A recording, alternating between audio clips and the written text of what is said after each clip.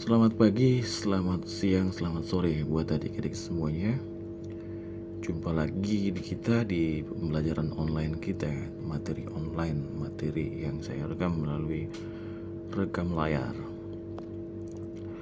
Dan semoga adik-adik semuanya pada pembelajaran selanjutnya, mungkin di semester yang selanjutnya, kita akan melakukan pembelajaran tatap muka sesuai dengan protokol kesehatan yang sudah disampaikan melalui surat keputusan dari Kementerian Pendidikan ataupun Perwako maupun Dinas Pendidikan atau dinas-dinas terkait. Adik-adik semuanya tetap semangat pada pembelajaran online ataupun tatap muka nantinya. Oke, hari ini kita akan belajar tentang Allah memberkati para pemimpin Israel, Samuel, Saul, dan Daud. Di sini kita akan mendengarkan kisah Samuel. Baik adik-adik semuanya, silakan buka bukunya halaman 54. Di sana ada kisah Samuel. Saya bacakan dan semoga adik-adik semuanya juga membacakan bersama-sama dan melihat bukunya. Kisah Samuel. Pada waktu itu, seorang dari suku Lewi yang bernama Elkana hidup di kota Ramata. Istrinya bernama Hana. Ia tidak mempunyai anak. Tiap-tiap tahun kedua orang itu berziarah ke kota Silo untuk bersembah sujud dan untuk mempersembahkan korban. Pada suatu hari, Hana berdoa dengan mencucurkan air matanya dan ia berjanji kepada Tuhan. Tuhan semesta alam, jikalau engkau mengaruniakan hamba-Mu seorang putra, niscaya saya akan persembahkan dia kepadamu seumur hidupnya. Maka doa itu berkenan kepada Tuhan, lalu diberikannya kepadanya seorang putra yang dinamainya Samuel. Ketika anak itu berumur 3 tahun, maka ia dibawa ke Silo dan ia menjadi besar di bawah pimpinan Eli, imam agung di Israel. Dan ia mengabdi kepadanya di muka Allah. Ia berkenan kepada Tuhan dan kepada manusia. Pada suatu malam, Samuel tidur di halaman kemah kudus. Ia dipanggil oleh Tuhan, katanya, "Samuel, hai Samuel." Dengan segera Samuel pergi kepada Eli dan berkata, "Saya Tuhan." Eli menyahut, "Aku tidak memanggil engkau, pergi dan tidur terus." Samuel pergi dan berbaring lagi. Sekali lagi Tuhan memanggilnya, katanya, "Samuel, hai Samuel." Maka Samuel bangun dan pergi kepada Eli, katanya, "Saya Tuhan." Eli menjawab, "Aku tidak memanggil, kembalilah dan berbaring saja." Belum diketahui Samuel bahwa ia dipanggil Allah. Untuk ketiga kalinya Tuhan memanggilnya, "Samuel, hai Samuel." Ia bangun dan pergi kepada Eli, katanya, "Saya Tuhan." Eli mengerti bahwa anak itu dipanggil oleh Tuhan, maka ia berkata kepadanya, "Berbaringlah kembali, hai anakku, dan jika engkau dipanggil lagi, katakanlah, 'Berfirmanlah ya Tuhan,' maka hamba-Mu akan mendengarkan." Lalu Tuhan bersabda kepadanya, "Aku akan menepati apa yang kufirmankan kepada Eli, sebab ia mengerti betapa jahatnya anak-anaknya, namun ia tidak menghukum mereka." Samuel tidur terus. Keesokan harinya ia dipanggil Eli. Eli bertanya kepadanya, "Apa yang dikatakan Allah, hai anakku? Jangan menyembunyikan apa-apa." Lalu Samuel menceritakan apa yang dikatakan Allah. Maka Eli menyahut, "Ya Allah Tuhan, dibuatnya kiranya menurut kehendaknya." Beberapa waktu kemudian, orang Filistin bertempur melawan Israel. Israel harus melarikan diri. Pada waktu itu, mereka menyuruh imam-imam mengambil tabut perjanjian dari Silo. Hofni dan Pinehas, putra Eli, turut serta imam-imam itu. Orang Israel dikalahkan, bahkan tabut perjanjian jatuh ke tangan musuh. Kedua anak Eli tewas. Seorang pesuruh pergi ke Silo. Eli yang telah membuka matanya bertanya kepadanya, "Apa yang telah terjadi?" Pesuruh itu menjawab, "Kedua anakmu tewas dan tabut perjanjian direbut oleh musuh." Ketika Eli mendengar berita yang dahsyat itu, jatuhlah ia dari kursinya, tengkuknya patah dan ia meninggal. Samuel menjadi hakim di tanah Israel sesudah Eli. Ia berkata kepada bangsa itu, "Buanglah segala patung berhala yang ada di rumahmu, maka Tuhan akan melepaskan kamu dari tangan Filistin." Maka segenap rakyat berpuasa sehari lamanya dan berkata, "Kita telah berdosa kepada Tuhan." Kemudian orang Filistin menyerang sekali lagi. Seluruh rakyat Israel takut sekali dan berkata kepada Samuel, "Janganlah berhenti mendoakan kami, supaya Tuhan menyelamatkan kita." Samuel mempersembahkan korban dan mendoakan rakyatnya. Tuhan menimbulkan taufan yang mengacaukan orang Filistin. Mereka dikalahkan dan tidak berani masuk tanah Israel selama hidup Samuel. Bangsa Israel mendengar dan sangat menghormati Samuel. Ia adalah tokoh yang berdiri di antara dua zaman, yakni zaman hakim-hakim dan zaman raja-raja. Dialah yang meletakkan dasar dan semangat bagi zaman yang baru, yaitu zaman kerajaan. Demikian adik-adik semuanya, kita telah mendengar kisah tentang Samuel. Oke, selanjutnya mari kita lihat pertanyaan di berikut ini. Silakan adik-adik mencatat atau menjawabnya di rumah sambil kita menjelaskan. Dalam kisah di atas, mengapa orang-orang Israel menginginkan seorang raja? Mengapa orang-orang Israel menginginkan seorang raja?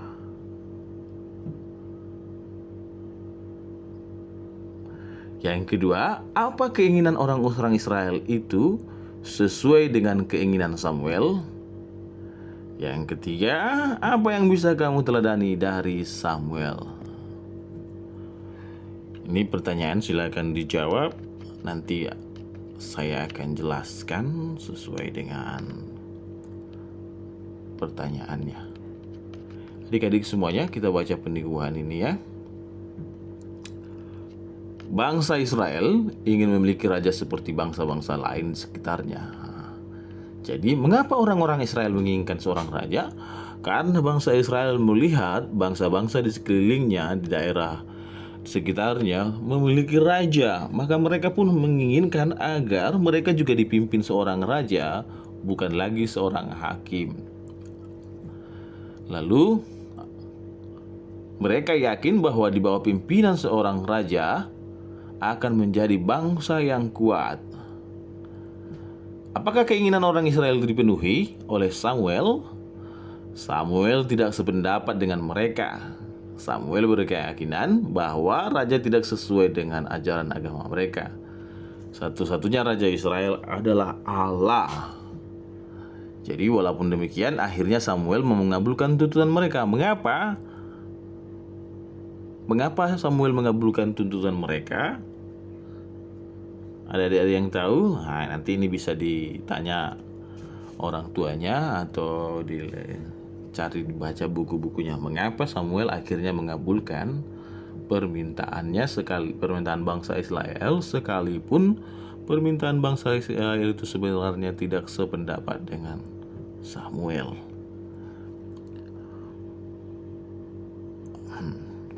Tetapi dengan syarat raja Israel harus menjadi abdi Allah. Ternyata bangsa Israel itu akan diberikan seorang raja, tapi ada satu syaratnya, yakni dia harus menjadi abdi Allah. Artinya dia harus melaksanakan apa yang disampaikan oleh Allah. Dia harus melaksanakan apa yang disampaikan oleh Allah, baik melalui nabi maupun melalui wahyu-wahyu yang telah diberikan kepada Samuel, agar dilaksanakannya dengan sungguh, tanpa melawan sedikit pun, tanpa membantah sedikit pun. Itulah yang disebut menjadi abdi Allah. Ia diangkat dan dipilih oleh Allah untuk memerintahkan dan membimbing umat Israel sesuai dengan kehendak Allah. Taat kepada Allah lebih penting daripada taat kepada peraturan-peraturan upacara keagamaan. Apakah aku sudah mengutamakan sikap baik? Demikianlah kisah tentang Samuel. Adik-adik semuanya, kita lanjut ke kisah Raja Saul.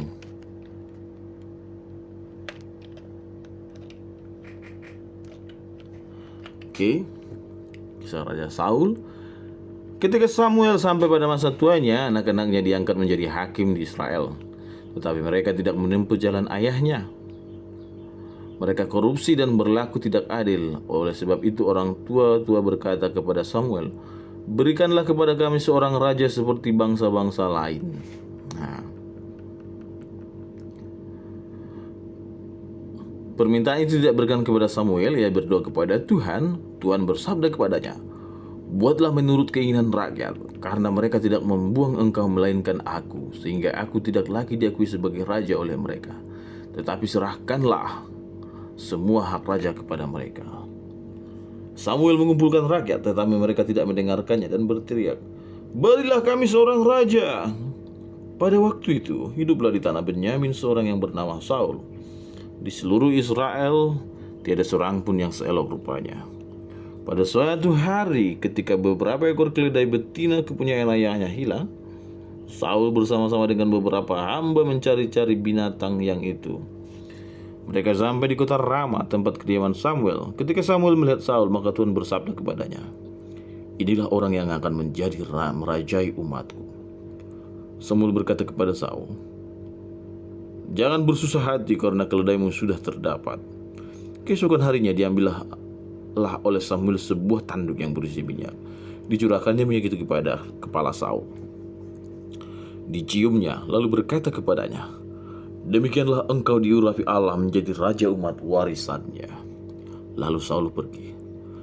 Segala rakyat dikumpulkan Samuel. Saul dipanggil ke muka dan Samuel berkata, "Lihatlah orang yang dipilih Allah." Segala rakyat berseru, "Hiduplah raja!" Tuhan beserta Saul. Maka ia mengalahkan semua musuh Israel. Pada suatu hari Samuel berkata kepadanya, "Pergilah dan kalahkanlah bangsa Amalek, musnahkan segala miliknya."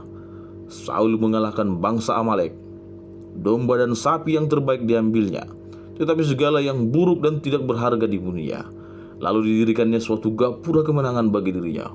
Maka Tuhan bersabda kepada Samuel, "Aku menyesal akan pengangkatan Saul menjadi raja, sebab ia meninggalkan daku dan tidak turut perintahku." Pagi-pagi benar Samuel bangun dan pergi menghadap Saul. Ketika Samuel sampai padanya, maka Saul berkata kepadanya, "Titah Allah telah kujalankan." Sahut Samuel, "Apa gerangan bunyi suara kambing domba yang sampai ke telingaku, dan bunyi suara lembu yang kudengar?" Maka Saul menjawab, "Telah kupilih lembu dan kambing yang terindah untuk disembahkan kepada Tuhan." Maka kata Samuel, "Ketaatan lebih baik daripada persembahan. Oleh karena engkau melalaikan perintah Allah, maka Tuhan menolak engkau. Kamu tidak akan menjadi raja lagi." Kemudian Samuel meninggalkan Saul dan tidak bertemu lagi dengan raja sampai ia meninggal. Baik adik-adik, kita sudah mendengarkan kisah Samuel dan kisah Saul. Baik, saya akan menjelaskan beberapa hal. Adik-adik sekalian akan mendengarkan. Tuhan Allah memanggil Samuel yang masih muda belia untuk menjadi juru bicaranya. Tuhan bersabda, "Aku akan menepati janji apa yang kufirmankan kepada Eli." Sebab ia mengerti betapa jahatnya anak-anak dari Eli, namun ia tidak menghukum mereka. Bangsa Israel dikalahkan bangsa Filistin. Bahkan kedua tahu perjanjian direbut musuh, serta terbunuhnya anak-anak Eli. Eli yang meski mendapat tugas khusus dari Tuhan, ternyata tidak bertanggung jawab terhadap perilaku anak-anaknya. Samuel meminta kepada bangsa Israel untuk membuang segala patung berhala. Bangsa Israel pun mulai takut dan kembali menyembah hanya kepada Tuhannya. Samuel adalah pribadi yang jujur, taat pada firman Tuhan. Dia menjadi hakim yang tegas, membersihkan kemaksiatan yang dilakukan bangsa Israel. Adik-adik semua, menjadi seorang pemimpin memanglah harus bertanggung jawab seperti Samuel bertanggung jawab terhadap apa yang telah dipercayakan dan diberikan kepadanya. Kisah Saul membuat kita menyadari bahwa kekuasaan mutlak hanya berada di tangan Allah. Kekuasaan, kekayaan yang telah diberikan kepada kita merupakan karya atau pemberian dari Allah. Dan penguasa di bumi memperoleh kuasanya juga dari Allah. Baik para raja-raja, baik para penguasa sekarang, semuanya itu bersumber dari Allah. Dan para penguasa serta pemimpin tidak dapat berbuat sewenang-wenang, seperti yang telah dilakukan oleh Saul, di mana ia berbuat tidak sesuai dengan kehendak Allah, sesuai yang diperintahkan Allah kepada Samuel melalui Samuel, di mana Saul mengambil domba dan kambing serta lembu yang terbaik serta membuat gapura kemenangan. Inilah perintah yang sudah dilakukan oleh Saul yang membuat dia bertindak sewenang-wenang. Setiap kuasa hendaknya digunakan sesuai dengan kehendak Allah. Jangan pernah melakukan tindakan karena keegoisan kita, karena kepentingan kita. Ingat bahwa segala sesuatu, kewenangan dan kekuasaan itu berasal dari Allah, dan kita harus melakukannya sesuai dengan kehendak Allah. Menyalahgunakan kekuasaan dan bertindak sewenang-wenang seperti Saul senantiasa akan membawa malapetaka, baik untuk yang diperintah maupun untuk yang memerintah. Melawan Allah akan membawa malapetaka bagi kita. Baik adik-adik semuanya, di sini ada beberapa pertanyaan dalam kisah di atas. Mengapa orang Israel menginginkan seorang raja? Apa keinginan? Kisah tentang Saul. Bagaimana Saul diurapi menjadi raja? Halaman 58. Nah, ini ada beberapa pertanyaan. Baik adik-adik semuanya, pertanyaan-pertanyaan yang ada pada buku ini, silakan adik-adik semuanya nanti jawab di rumah. Untuk tugas saya akan kirim melalui WA group ataupun Google Form-nya. Baik adik-adik, kita akan melanjutkan kisah Raja Daud. Nah, kisah Raja Daud adalah kisah yang sangat fenomenal, yang sangat sering kita dengarkan. Dan salah satunya yaitu Daud mengalahkan Goliat. Baik, kita baca bersama-sama.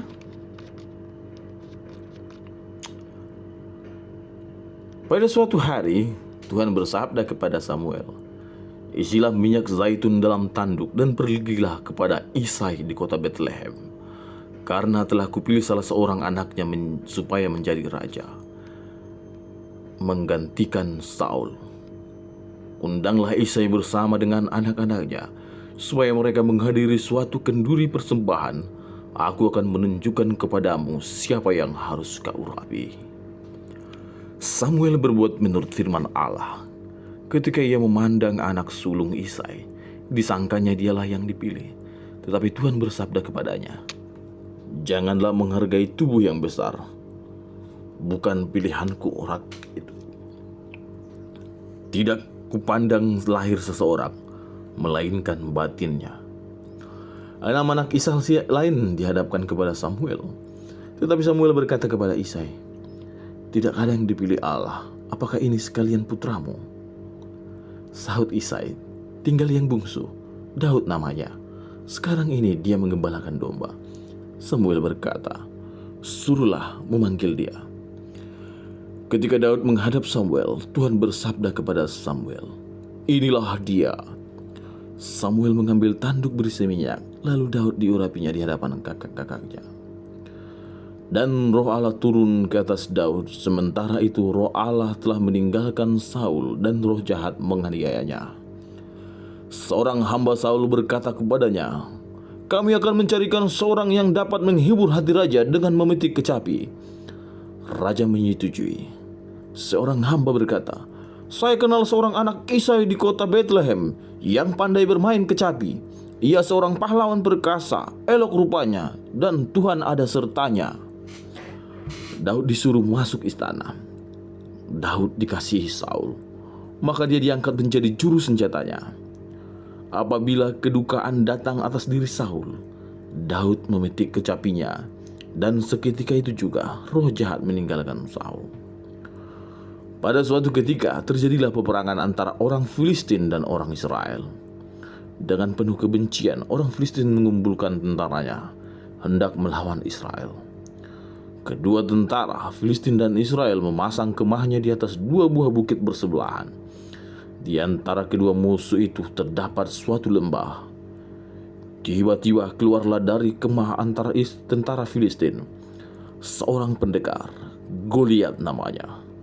Badannya besar, tegak, kekar, dan tinggi bagaikan raksasa. Kepalanya ditutup dengan topi baja, berpakaian tembaga, dan kakinya dilindungi dengan tembaga pula, serta perisai tembaga di sandangnya. Batang tombaknya berat, tidak seorang pun sanggup mengangkatnya. Goliat maju menghampiri tentara Israel sambil berseru-seru, "Pilihlah di antaramu seorang yang berani melawan aku. Jikalau ia mengalahkan aku, maka kami sekalian akan menjadi hamba kamu." Pada saat itu, Daud berada di antara tiga kakaknya yang sedang bersiap berperang melawan orang Filistin. Ketika Daud mendengar perkataan orang Filistin itu, ia berkata, "Siapakah gerangan orang itu? Berani menghina tentara Allah yang hidup. Aku hendak menantangnya." Saul berkata, "Tak dapat kau tantang dia. Engkau seorang muda dan ia seorang serdadu yang terlatih." Daud menjawab, "Singa dan beruang aku bunuh. Apabila binatang itu mencuri dombaku, orang itu akan mengalami nasib yang sama. Tuhan yang telah menolong jiwaku dari binatang buas akan menolongku dari tangan orang Filistin itu." Lalu Saul berkata, "Pergilah, moga-moga Tuhan besertamu." Maka Saul mengenakan pakaian besinya sendiri kepada Daud, dan ditaruhnyalah topi tembaga di atas kepala Daud, dan disandangkan pedangnya. Tetapi Daud tidak dapat berjalan dengan pakaian itu, karena tidak biasa baginya. Sebab itu, ditinggalkannya pakaian besi itu. Lalu diambilnya tongkatnya, dipungutnya 5 buah batu yang licin dari dalam sungai, dan diambilnya umbannya alih-alih. Begitulah ia menghampiri Goliat. Ketika Goliat melihat bahwa Daud datang kepadanya dalam keadaan demikian, maka marahlah ia serta berseru, "Anjingkah aku, hingga engkau datang kepada aku dengan membawa tongkat?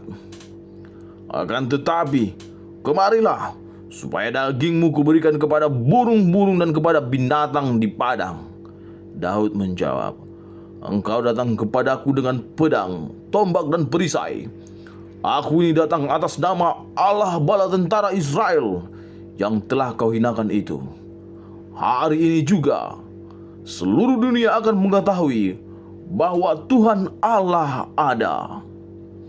Ketika orang Filistin menghampirinya, Daud mengambil sebuah batu dari sakunya dan dilontarkannya batu itu. Maka kenalah dahi Goliat, sehingga ia pun roboh tak berdaya. Daud berhasil mengalahkan Goliat. Baik adik-adik semuanya, kita sudah mendengarkan dan membaca bersama kisah Daud mengalahkan Goliat dan Raja Saul. Di sini ada beberapa pertanyaan. Mengapa Raja Saul tidak berkenan lagi di hati Allah? Bagaimana Daud diurapi menjadi raja? Ceritakanlah bagaimana Daud mengalahkan Goliat. Apa pesan yang dapat kamu petik dari kisah Daud? Adik-adik semuanya, ini pertanyaannya bisa dikerjakan di rumah, dan nanti saya akan berikan penjelasannya terkait pertanyaan-pertanyaan ini. Dan kita akan melanjut tentang Daud dipilih Allah menjadi raja. Setelah Daud mengalahkan orang Filistin, maka Saul dan Daud berserta semua tentara pulang. Wanita dilalui menyambut mereka sambil bernyanyi, Saul mengerahkan 1.000 orang musuh, Daud menghancurkan selaksa orang. Oleh karena itu Saul amat marah, dan sejak itu Daud tidak lagi diperlakukan dengan baik oleh Saul. Keesokan harinya, ketika Daud memetik kecapi bagi Saul, raja melemparkan tombaknya kepada Daud hingga 2 kali. Tetapi Daud menghindarkan diri dari bahaya itu. Sejak itu Saul takut terhadap Daud, karena dilihatnya bahwa roh Allah ada padanya. Kemudian Daud diangkat oleh Saul menjadi komandan atas 1.000 orang laskar, dengan harapan ia tewas dalam pertempuran. Tetapi Tuhan beserta Daud, dan ia dikasihi oleh segenap rakyat setelah kemenangan Daud atas Goliat. Yonatan putra Saul mengadakan persahabatan dengan Daud. Ia mengasihi Daud seperti dirinya sendiri. Ia berkata kepada ayahnya, Janganlah kiranya ayah berbuat jahat kepada Daud, abdimu. Ia telah mempertaruhkan nyawanya dan mengalahkan orang Filistin. Saul mendengarkan perkataan Yonatan dan bersumpah, Sesungguhnya Daud tidak akan dibunuh. Ketika perang berkobar sekali lagi, maka Daud memerangi orang Filistin. Dan sekali lagi mereka dikalahkannya. Saul iri hati lagi, roh jahat turun ke atasnya. Lalu dilemparkannya tombaknya kepada Daud. Daud mengelak, tombak mengenai dinding. Daud bersama-sama dengan beberapa orang yang setia melarikan diri dan bersembunyi ke padang gurun.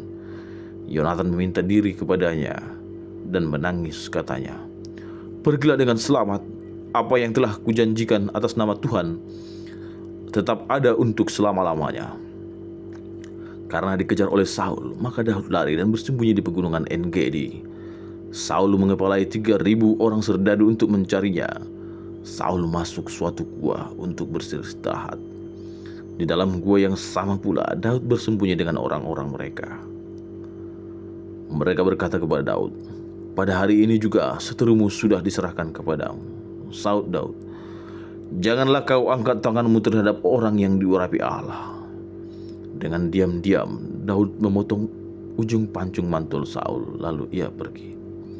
Setelah Saul meninggalkan gua itu, ia dipanggil Daud, katanya, Tuanku Raja. Saul melihat ke belakang. Daud tunduk dan berkata, Hari ini telah kau lihat bahwa Tuhan telah menyerahkan tuanku ke dalam tanganku. Ya Bapakku, inilah pancung mantul tuanku. Saul berkata, Inikah suara anakku Daud? Dan ia menangis terseduh-seduh lalu berkata, Engkau lebih baik daripadaku. Tuhan akan membalas apa yang telah kau perbuat kepadaku. Telah ku ketahui bahwa engkau akan menjadi raja di tanganmu, kerajaan Israel tetap berlangsung. Saul kemudian pergi. Daud dengan orang-orangnya masuk ke pegunungan. Sesudah itu maka berperanglah antara orang Israel dengan orang Filistin di pegunungan Gilboa. Orang Israel dikalahkan. Yonatan tewas bersama kedua saudaranya. Saul mendapat luka berat. Ia berkata kepada juru senjatanya, Ambil pedang dan bunuhlah aku. Oleh karena orang itu ragu-ragu, maka Saul bunuh diri dengan pedangnya. Atas titah Allah, Daud pergi ke Hebron. Orang dari suku Yehuda datang untuk mengurapinya, menjadikannya raja. Abner, hulu balang Saul, mengangkat Isobet, salah seorang anak Saul, menjadi raja. Suku-suku lainnya mengakuinya sehingga lahirlah perang saudara yang lama antara bangsa Daud dan bangsa Saul. Makin lama makin bertambah kekuasaan Daud. Baru setelah Abner dan Isobet meninggal, maka orang tua dari Israel menghampiri Daud dan mengangkatnya menjadi raja seluruh Israel. Lalu Daud bertolak ke kota Yerusalem dan merebut benteng Sion menjadi tempat kediaman yang tetap, dan ia menamakan benteng itu Kota Daud. Ketika orang Filistin mendengar bahwa Daud diurapi menjadi orang raja, maka mereka datang hendak menangkapnya. Mereka memasangkan kemah dekat Yerusalem. Lalu Daud keluar dari tempat kediamannya dan mengalahkan mereka. Dengan kejadian itu, maka Daud percaya bahwa ia diakui Tuhan sebagai raja seluruh Israel. Pada waktu itu tabut perjanjian masih ada di kota Kiryat-Yearim, di rumah Abinabab, di puncak Bukit Sion. Didirikan oleh Daud suatu kemah kudus baru. Lalu dengan gerakan yang mulia, Daud dengan seluruh rakyat membawa tabut perjanjian itu ke tempatnya yang baru. Raja mendahului tabut itu sambil memetik kecapinya. Setelah tabut perjanjian masuk ke Kemah Kudus, maka ibadat suci diatur oleh Daud. Para imam diatur atas 24 golongan yang menjabat seminggu lamanya dalam kemisah berturut-turut. Para Levi ditugaskan menyanyi dan memainkan alat musik pada waktu upacara.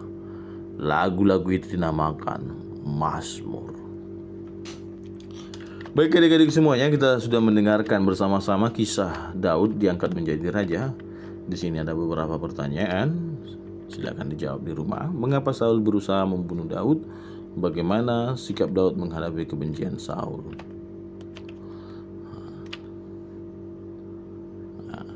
Apa yang dilakukan Daud sesudah ia resmi menjadi raja atas seluruh bangsa Israel? Apa yang bisa kamu teladani dari Daud? Adik-adik semua silakan menjawab pertanyaan ini di rumah. Buat dalam bukunya, nanti abang akan buat pertanyaan-pertanyaan di Google Classroom atau di Google Form, dan saya akan informasikan melalui WA Group. Baik, mari sama-sama kita baca peneguhan. Raja bangsa Israel adalah wakil Allah yang memerintah atas nama Allah, bukan atas nama diri sendiri. Oleh karena itu, ia harus memerintah sesuai dengan kehendak Allah dan rencana Allah. Kehendak dan rencana Allah senantiasa tertuju pada kesejahteraan dan keselamatan bangsa Israel. Raja Saul pada mulanya memang memerintah demi kesejahteraan dan keselamatan bangsa Israel, tetapi kemudian ia mulai memerintah demi kepentingan dirinya sendiri. Ingat adik-adik, kepentingan diri sendiri. Hal itu tidak sesuai dengan kehendak dan rencana Allah. Allah meninggalkannya dan menetapkan raja baru bagi bangsa Israel, yaitu Daud. Daud selama hidupnya selalu memerintah atas nama Allah. Daud selalu mengutamakan kesetiaannya.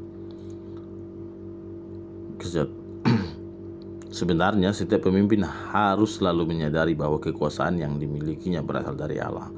Kekuasaan itu harus digunakan sesuai dengan kehendak Allah, yaitu untuk kesejahteraan.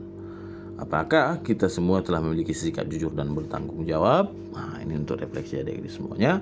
Adik-adik semuanya, demikianlah kisah tentang raja-raja serta Raja Saul, Raja Daud, dan Samuel yang telah kita dengarkan bersama-sama.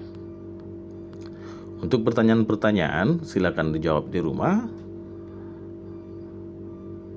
Allah memberkati para pemimpin Israel dan Samuel. Silakan dijawab di rumah. Nanti tugasnya akan saya share di WA Group ataupun di Google Classroom melalui Google Form. Demikian adik-adik pelajaran kita pada minggu ini. Sampai jumpa pada minggu selanjutnya. Dan persiapkan diri, tanggal 6 Desember kita mungkin ujian, atau disesuaikan di bulan Desember. Baik adik-adik, sampai jumpa. Selamat pagi, sore, siang, malam.